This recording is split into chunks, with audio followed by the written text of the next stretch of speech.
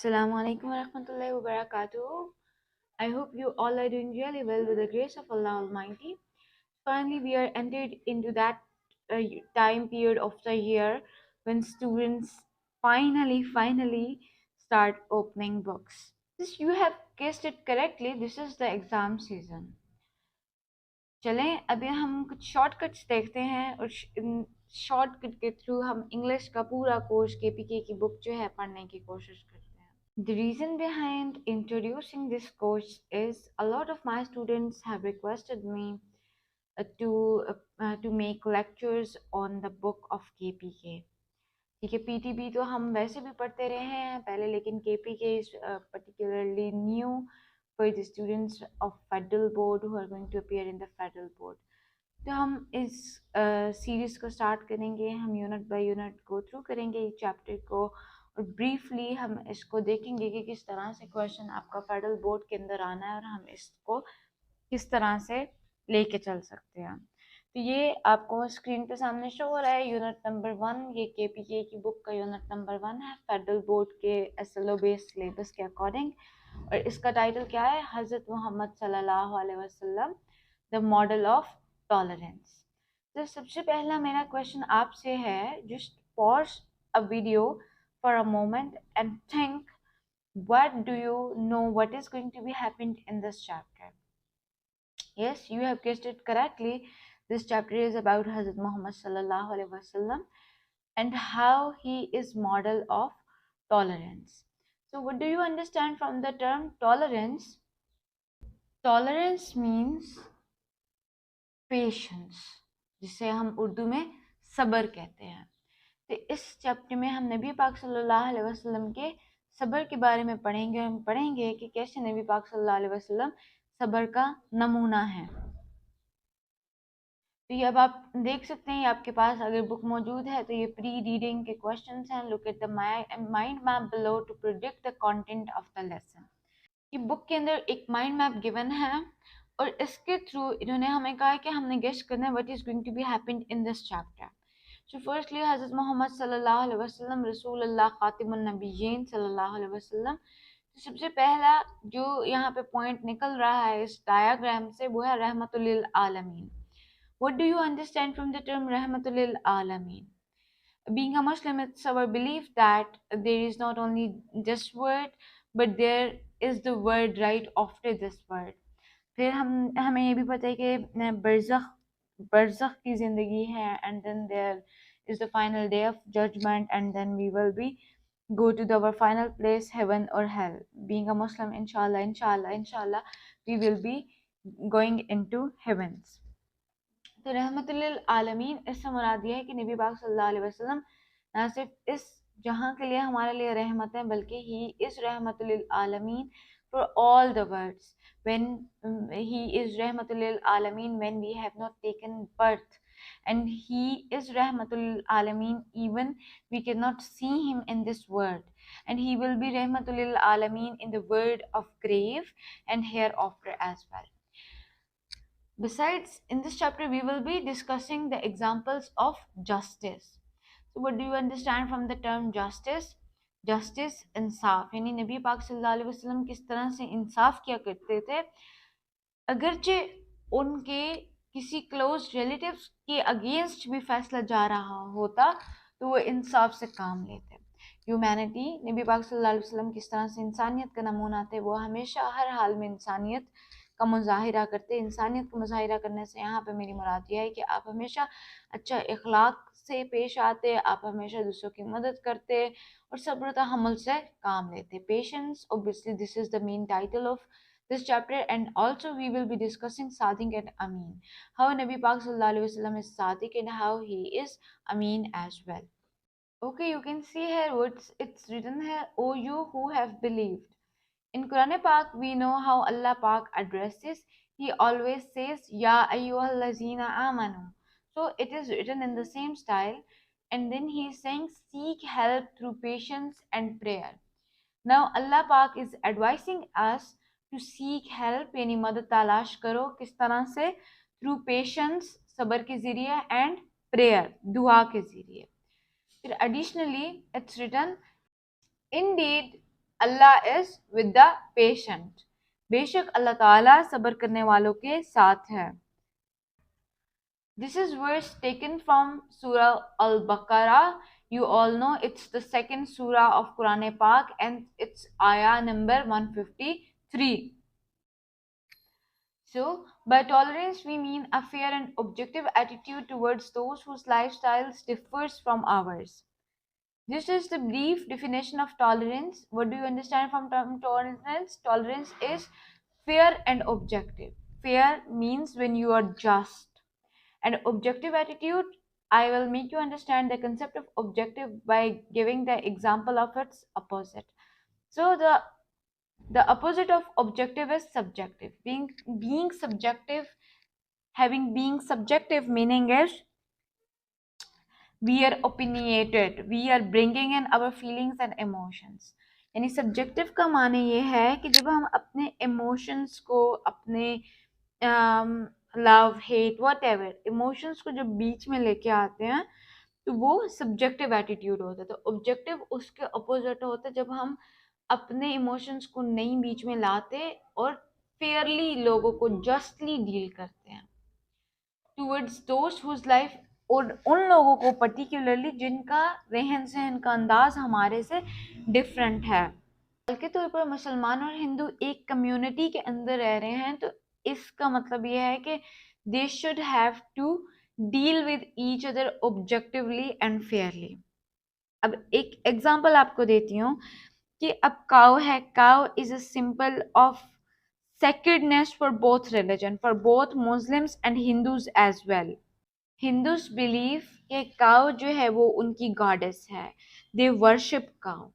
On the other hand, in the Muslim culture, we sacrifice cow to remember the deed of Hazrat Ibrahim अलैहिस्सलाम.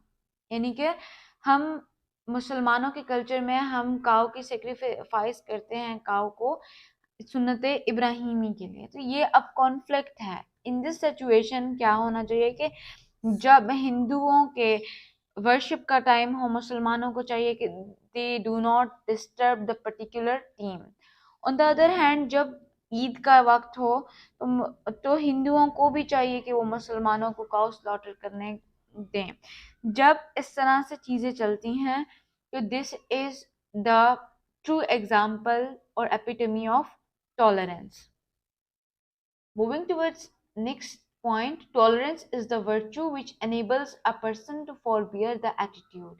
यानी tolerance एक ऐसा virtue है, एक ऐसी नेकी है जो enable करती है, एक इंसान को हिम्मत देती है क्या करने की, बर्दाश्त करने की. एटीट्यूड किस तरह का attitude? Negative attitude, negative remarks, actions with patience and calmness. यानी कि हर गलत चीज़, हर नेगेटिव चीज़ बर्दाश्त करने की सब्र देती है, हिम्मत देती है टॉलरेंस. द लाइफ ऑफ हज़रत मोहम्मद सल्लल्लाहु अलैहि वसल्लम is a superb example of tolerance. अब हमें जो मेन टाइटल है वो यहाँ पे एलाबरेट किया जा रहा है और बताया जा रहा है कि नबी पाक सल्लल्लाहु अलैहि वसल्लम की ज़िंदगी जो है वो सुपर्ब एग्जांपल है टॉलरेंस की. It is his tolerance that let him forgive his worst enemies. और क्या कह रहे हैं कि नबी पाक सल्लल्लाहु अलैहि वसल्लम की टॉलरेंस ही है जिसकी वजह से उन्होंने अपने बदतरीन दुश्मनों को भी माफ कर दिया. Truly he is an epitome of forgiveness, tolerance, patience and compassion. यानी कि नबी पाक सल्लल्लाहु अलैहि वसल्लम इन तमाम चीज़ों का नमूना है. टॉलरेंस बर्दाश्त को कहते हैं, फॉरगिवनेस माफ कर देने को कहते हैं, पेशेंस सब्र को कहते हैं और कंपैशन इंसानियत के लिए हमदर्दी को कहते हैं. The Holi Quran describes him as रहमतुल लिल आलमीन. और अभी हमने इस चीज़ को बहुत डिटेल में डिस्कस किया रहमतुल लिल आलमीन को. तो होली कुरान नबी पाक सल्लल्लाहु अलैहि वसल्लम को रहमतुल लिल आलमीन कहता है. While preaching Islam in Makkah, the Quraysh ostracized him and his family Banu Hashim. जब नबी पाक सल्लल्लाहु अलैहि वसल्लम इस्लाम फैला रहे थे मक्का मुकरमा में तो क्या हुआ कि कुरैश ने, अहले कुरैश ने आपको ओस्ट्रासाइज किया. ओस्ट्रासाइज का मतलब होता है एक बॉडी पार्ट का एक से दूसरे से कट जाना, लाइक बॉडी पार्ट का आपस में जुदा हो जाना. तो यहाँ पे क्या मतलब हुआ, कुरैश ओस्ट्रासाइज्ड. और यहाँ पे इसका ये मतलब हुआ कि कुरैश ने आपको काटा. کس طرح سے کاٹا؟ ان کی فیملی سے کاٹا، کیونکہ وی آل نو ابو جہل، ابو سفیان آپ کے چچا تھے، سگے چچا تھے، جنہوں نے آپ کو مارجنلائز کر دیا، اوسٹراسائز کر دیا. اینڈ نہ صرف ان کو اوسٹراسائز کیا بلکہ ان کی فیملی بنو ہاشم کو بھی. اور پھر وہ کہاں پہ 3 سال کے لیے رہے؟ شیب ابی طالب میں. وہاں پہ کیا تھا شیب ابی طالب میں؟ جب آپ اپنے اہل خانہ کے ساتھ شیب ابی طالب میں مقیم تھے تو وہاں پر اسکارسٹی آف فوڈ، اسکارسٹی کہتے ہیں کمی ہونے کو، خوراک کی کمی بھی تھی، پانی کی کمی بھی تھی. The believers had no means of income. اور جو believers تھے یعنی جو نبی پاک صلی اللہ علیہ وسلم پر ایمان لے آئے تھے، ان کے پاس کوئی ذریعہ نہیں تھا کمانے کا. And they were leading a very tough life for a period of 3 years. اور میں نے جیسے پہلے بتایا کہ 3 سال آپ رہے تو یہ 3 سال کا عرصہ بہت زیادہ مشکل تھا آپ کے لیے بھی اور آپ کے ساتھیوں کے لیے بھی. تو اس عرصے میں حضرت محمد صلی اللہ علیہ وسلم remained calm and tolerant and never thought to take revenge. Even اس مشکل کے عالم میں بھی نبی پاک صلی اللہ علیہ وسلم نے کبھی بھی بدلہ لینے کا نہیں سوچا. Even after he had conquered Makkah, حضرت محمد صلی اللہ علیہ وسلم taught his followers to remain tolerant. Even جب مکہ فتح ہو گیا تب بھی نبی پاک صلی اللہ علیہ وسلم نے اپنے فالوورز کو کہا، ایمان والوں کو کہا کہ وہ ٹالرنٹ رہیں، یعنی صبر سے. یہاں پہ اب نبی پاک صلی اللہ علیہ وسلم صبر کا مظاہرہ کرنے کو کیوں کہہ رہے ہیں آگے چل کے ہمیں سمجھ آئے گی. After the conquest of Makkah, the Muslim army entered Makkah humbly and peacefully. جب مکہ فتح ہوا تو مسلم آرمی بہت ہمبل طریقے سے مکہ میں داخل ہوئی.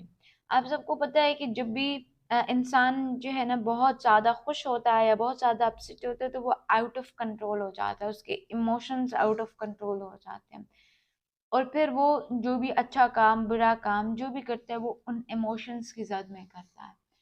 تو نبی پاک صلی اللہ علیہ وسلم نے اسی لیے اپنے فالوورز کو کہا کہ آپ سب نے مکہ میں حرمت کے ساتھ داخل ہونا ہے. No house was robbed, no man or woman was insulted. فتح مکہ کے موقع پر نہ کسی گھر کو لوٹا گیا نہ کسی کی انسلٹ کی گئی. حضرت محمد صلی اللہ علیہ وسلم granted a general amnesty to the entire population. اور نبی پاک صلی اللہ علیہ وسلم نے عام معافی کا اعلان کر دیا.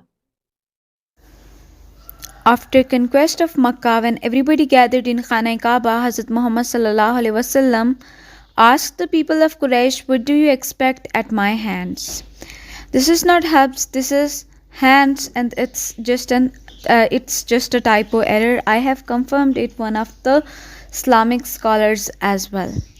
So when Makkah was conquered and the Muslim army have again got the rule over Makkah, Nabi Pak sallallahu alaihi wasallam gathered everyone, even the people are of non-Muslim community.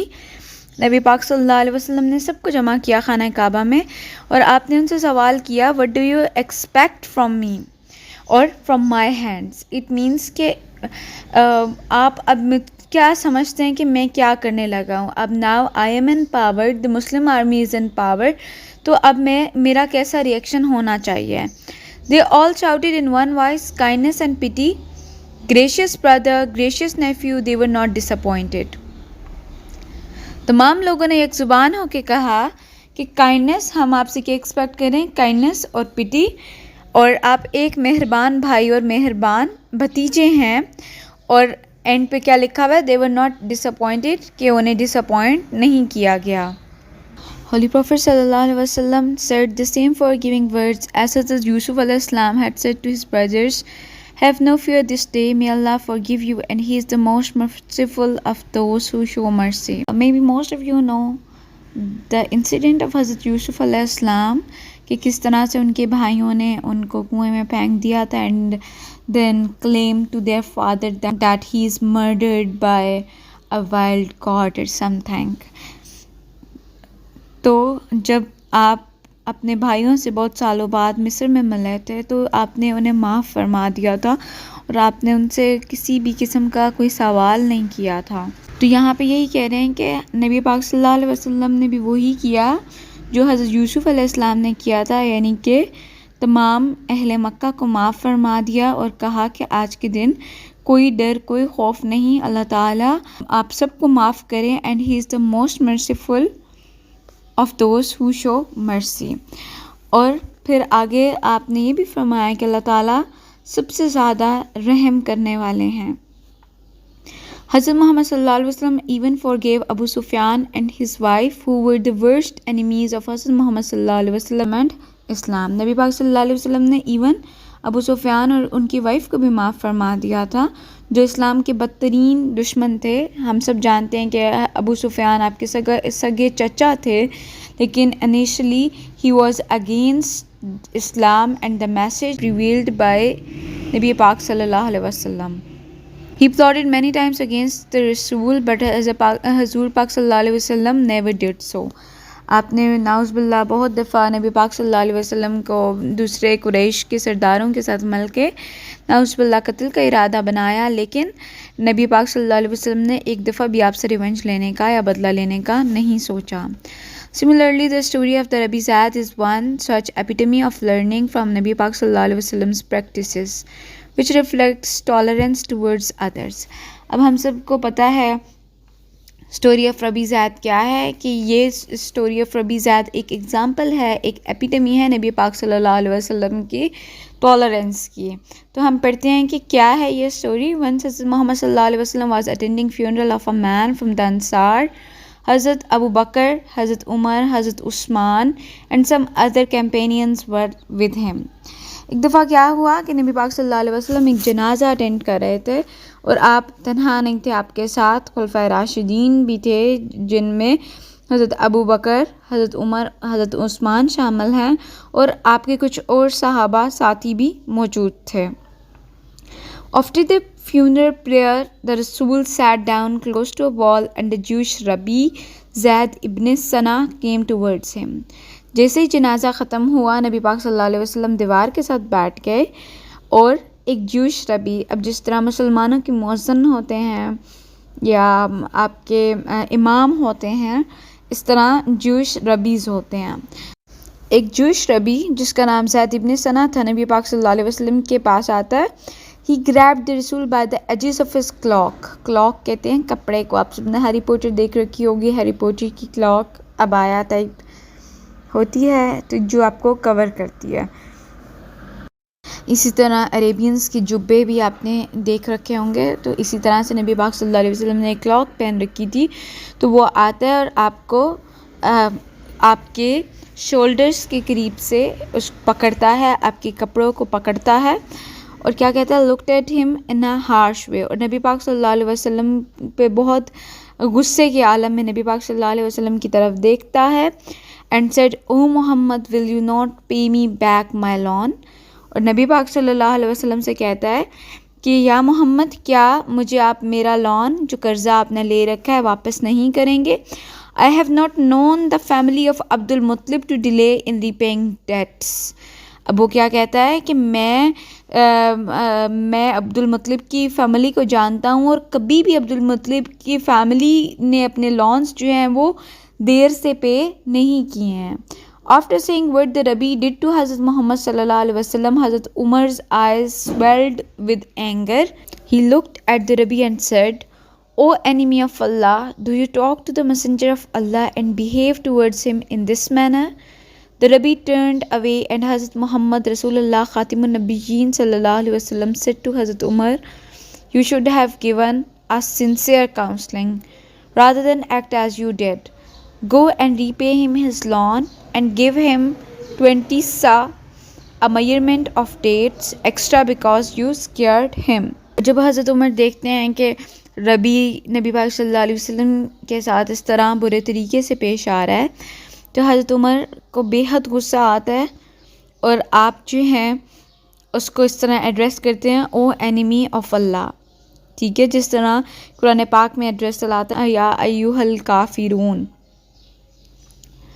یا ایوہ الذین آمنو، بار بار قرآن پاک میں مومنہ اور کفار کے لیے ایڈریس چلاتا ہے۔ تو حضرت عمر بھی اسی طرح سے ایڈریس کرتے ہیں ربی کو، اور اس کو کہتے ہیں کہ do you talk to the messenger of Allah and behave towards him in this way, کیا تم اللہ کے رسول سے اس طرح سے بات کرو گے؟ The Rabbi turned, اور پھر نتیجہ کیا نکلتا ہے کہ ربی واپس چلا جاتا ہے اور حضرت محمد صلی اللہ علیہ وسلم حضرت عمر سے کہتے ہیں کہ تمہیں تو ہمیں سنسیئر ایڈوائس دینی چاہیے تھی، تمہیں تو ہمیں بتانا چاہیے تھا کہ we should have to repay back his money, لیکن یہ آپ نے کیا کیا؟ اور اس کے ساتھ پھر آپ اس کو کہتے ہیں کہ جاؤ اسے اس کا قرضہ واپس کر دو اور ساتھ میں اس کو 20 سا ایکسٹرا دے کے آنا، بیکاز یو اسکیئرڈ ہم. کیوں ایکسٹرا دے کے آنا؟ کیونکہ تم نے اس کو ڈرایا ہے. حضرت عمر went with the Rabbi, repaid him the debt and gave him an extra 20 sa of dates. اور حضرت عمر پھر ربی کے ساتھ جاتے ہیں، اسے اس کا قرض لوٹاتے ہیں اور اس کو ایکسٹرا 20 سا بھی دیتے ہیں. The Rabbi asked حضرت عمر why and he replied, the messenger of Allah ordered me to give it to you because I frightened you. جب حضرت عمر رضی اللہ تعالیٰ عنہ ربی کو 20 سا ایکسٹرا ڈیٹس دیتے ہیں، یا 20 سا جو ہے ایک میئرمنٹ ہے، اور اس ٹائم پہ کھجوروں کی خرید و فروخت ہوتی تھی اور کھجوریں دی جاتی تھی ایز اے ریٹرن یا ایز اے پے بیک، جسے ہم بارٹر سسٹم کہتے ہیں. تو جب آپ حضرت عمر جو ہیں ربی کو 20 سا ایکسٹرا کھجوریں دیتے ہیں اور وہ آپ سے دریافت کرتا ہے کہ آپ یہ مجھے کیوں دے رہے ہیں، تو حضرت عمر ریزن بتاتے ہیں کہ اللہ کے رسول نے مجھے حکم دیا ہے کیونکہ میں نے تمہیں ڈرایا ہے. The fact was that حضرت محمد صلی اللہ علیہ وسلم was not late in repaying the debt. اور حقیقت یہ تھی کہ نبی پاک صلی اللہ علیہ وسلم نے قرضہ دیر سے نہیں لوٹایا تھا. The Rabbi was asking for the repayment days before the loan was due. ربی جو ہے ایکچولی اپنی پیمنٹ ڈیٹ سے جو کانٹریکٹ سائن ہوا تھا اس سے پہلے اپنے پیسے دریافت کر رہا تھا، because he wanted to test حضرت محمد صلی اللہ علیہ وسلم.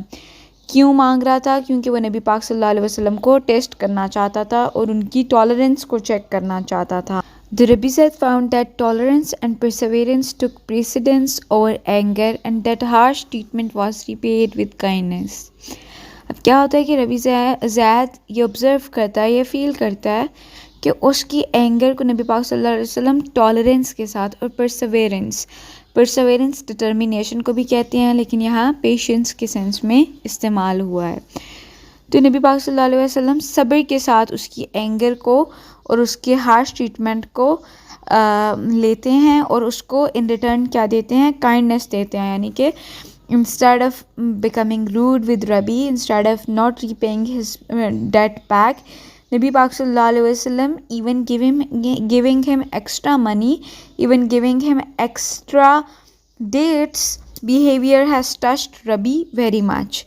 The Rabi Zad immediately renounced his religion and testified before Hazrat Muhammad sallallahu alaihi wasallam. اب اس کا نتیجہ کیا نکلتا ہے کہ ربی زید اپنا ریناؤنسڈ کہتے ہیں کہ چھوڑ دینا، ڈسکارڈ کر دینا، وہ اپنا ریلیجن ترک کر دیتا ہے. کیا ریلیجن تھا اس کا؟ Pause a video for a moment and think. Yes, he was a Jewish rabbi, وہ جیو تھا، وہ اپنے ریلیجن کو ترک کر دیتا ہے. اینڈ ٹیسٹیفائڈ بیفور حضرت محمد صلی اللہ علیہ وسلم، اور وہ گواہی دیتا ہے نبی پاک صلی اللہ علیہ وسلم کے سامنے. There was none worthy of worship but Allah alone, and that حضرت محمد صلی اللہ علیہ وسلم is his رسول، جو عربک میں ہے لا الہ الا اللہ محمد الرسول اللہ. The tolerance of حضرت محمد صلی اللہ علیہ وسلم knew no bounds. اب کیا کہہ رہے ہیں؟ ٹالرنس جو ہے وہ نبی پاک صلی اللہ علیہ وسلم کی جو صبر تھا، جو برداشت تھی، اس کی کوئی حد نہیں تھی، اس کی کوئی باؤنڈریز نہیں تھی. وہ صرف مسلمانوں کے لیے نہیں تھی، وہ غیر مسلموں کے لیے بھی تھی. وہ صرف انسانوں کے لیے نہیں تھی، وہ جانوروں کے لیے، ہر چرند پرند، ہر قسم کی مخلوق کے لیے تھی. He always treated people with kindness and compassion. وہ ہمیشہ لوگوں کو رحم دلی اور محبت سے ڈیل کیا کرتے. Violence, anger and rudeness were never part of his method. اور جبر، غصہ، روڈنس بھی آپ ہارش بیہیویئر کو کہہ سکتے ہیں، کبھی بھی ان کے زندگی کا حصہ نہیں تھا. nor were they part of his character. اور نہ ہی یہ ان کی پرسنالٹی کا حصہ تھا. He showed tolerance in the face of adversity and kindness in the face of harsh treatment. Adversity کہتے ہیں ان پلیزنٹ بیہیویئر کو یا ان پلیزنٹ سچویشن کو. تو نبی پاک صلی اللہ علیہ وسلم کے سامنے جب بھی کچھ ایسی چیز یا سچویشن آ جاتی جس کو وہ ناپسند کیا کرتے تو وہ برداشت سے کام لیتے. And kindness in the face of harsh treatment. اور جب بھی کوئی ان کے ساتھ برا رویہ اختیار کرتا تو نبی پاک صلی اللہ علیہ وسلم کائنڈ رحم دلی کے ساتھ اس کا جواب دیتے. ربی زید ولی ایک ایگزامپل تھی ہمارے سامنے. اس کے علاوہ بھی ہم نے بہت ساری ایسی مثالیں پڑھ رکھی ہیں، جیسے اہل طائف کا واقعہ ہے. ہمیں پتہ ہے کہ اہل طائف میں نبی پاک صلی اللہ علیہ وسلم پر لوگوں نے پتھر برسائے، اور ایون جبریل امین نبی پاک صلی اللہ علیہ وسلم کے پاس آئے اور انہوں نے نبی پاک صلی اللہ علیہ وسلم سے سوال کیا کہ یا رسول اللہ، اگر آپ کہیں تو اللہ کے حکم سے اس بستی پر عذاب نازل فرما دیں، کر دیں. نبی پاک صلی اللہ علیہ وسلم نے فرمایا کہ نہیں ہو سکتا ہے کہ اس بستی کا کوئی ایک شخص ایمان لے آئے. پھر اس کے علاوہ وہ اولڈ وومن والا واقعہ بھی ہمیں پتہ ہے کہ the old women use to throw trash over نبی پاک صلی اللہ علیہ وسلم each and every day. Later when that woman got sick, نبی پاک صلی اللہ علیہ وسلم went at her place and helped her in doing chores as well. So these are the life examples, these are the examples, these are the model examples for us to live in this life. I hope you have understood the reading of this chapter, and inshallah in the upcoming video I will make you understand how to do the summary of each passage. Till then, Allah Hafiz. Thank you for staying in with me. If you have understood the lecture, do tell me in the comment section, and if you have not understood anything, tell me that as well. Allah Hafiz for now.